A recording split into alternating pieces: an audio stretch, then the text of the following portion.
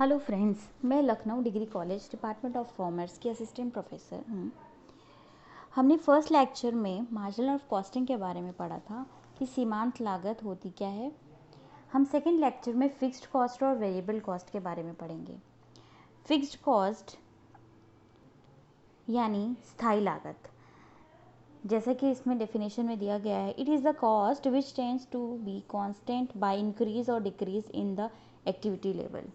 यानी कि fixed cost जो हमारी स्थायी लागत होती है वो चेंज नहीं होती है किसी भी आउटपुट पे, जैसे कि salary of the production manager, insurance premium of the factory workshop, depreciation on state and method.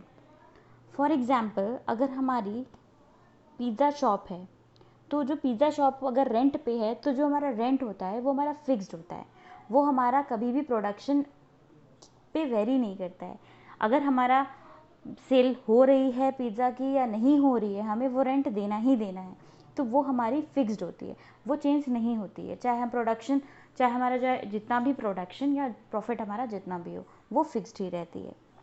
जैसे कि ग्राफ में दिया गया है, आप देख सकते हैं, अगर हमारा जो आउटपुट है 100 है तो भी 3000 की कॉस्ट है, अगर 200 हो रहा है तो भी 3000 की है, अगर 300 है तो भी 3000 है, 400 है तो भी 3000 है, 500 है तो भी, यानी कि वो हमारा ग्राफ स्ट्रेट चलता है।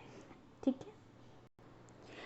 This graph shows that the cost remain fixed regardless of the volume of output. यानी कि अगर हमारा आउटपुट जो भी होगा, हमारी जो कॉस्ट है वो फिक्स्ड रहेगी, उसे हम फिक्स्ड कॉस्ट यानी स्थायी लागत कहते हैं। अब हम बात करेंगे वेरिएबल कॉस्ट की। वेरिएबल कॉस्ट, जैसे कि डेफिनेशन में लिखा हुआ है, a variable cost is a cost which tends to vary directly with the change in activity level. The variable cost per unit is the same amount for each unit produced, whereas total variable cost increase as volume of output increase. जैसा कि हमें definition से clear हो रहा है कि जो हमारा आउटपुट होता है, आउटपुट के इंक्रीज और डिक्रीज होने से जो कॉस्ट में वेरी करती है वो हमारी वेरिएबल कॉस्ट होती है। For example, cost of raw material consumed, direct labour cost, selling commission. अब जैसे कि अगर हम पिज़्ज़ा की ही बात करते हैं, जैसे पिज़्ज़ा में हमारे इंग्रेडिएंट्स पड़ते हैं, फ्लोर हो गया, वेजिटेबल्स हो गई और भी बहुत सारे मसाले होते हैं। तो अगर हमारी आउटपुट, यानी कि अगर हम पिज़्ज़ा की जो आउटपुट है, यानी पिज़्ज़ा जो बना रहे हैं हम, अगर हम 10 बना रहे हैं तो अगर हम 50 बनाएंगे तो हमारी जो इंग्रेडिएंट्स होते हैं उसके, वो हमारे बढ़ेंगे, तो जो हमारे उसमें कॉस्ट जो बढ़ेगी वो हमारी थी वेरिएबल कॉस्ट। जैसा कि ग्राफ से शो हो रहा है कि अगर हमारा वॉल्यूम ऑफ आउटपुट इंक्रीज होता है तो हमारी जो वॉल्यूम ऑफ आउटपुट इंक्रीज, जो हमारा कॉस्ट होता है वो वैसे का वैसे इंक्रीज होता जा रहा है, जैसे कि ग्राफ में शो हो रहा है। This graph shows a proportional increase the cost by the increase in the activity level. अब हम इनके डिफरेंसेस के बारे में पढ़ेंगे।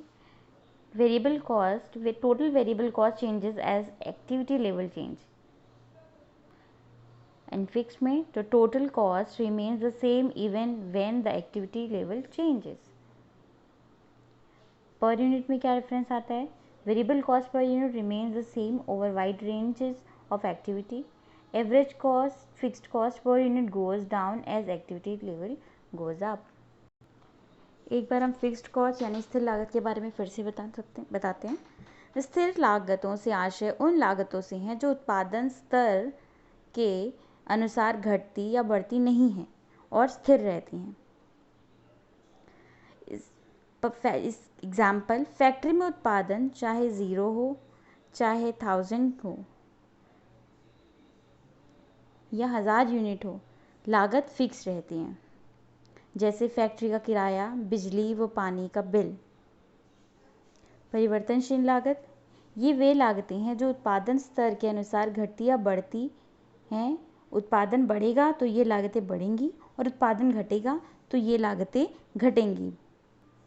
जैसे अगर उत्पादन बढ़ेगा तो हमारी लागतें परिवर्तनशील लागतों से सीधा संबंध होता है।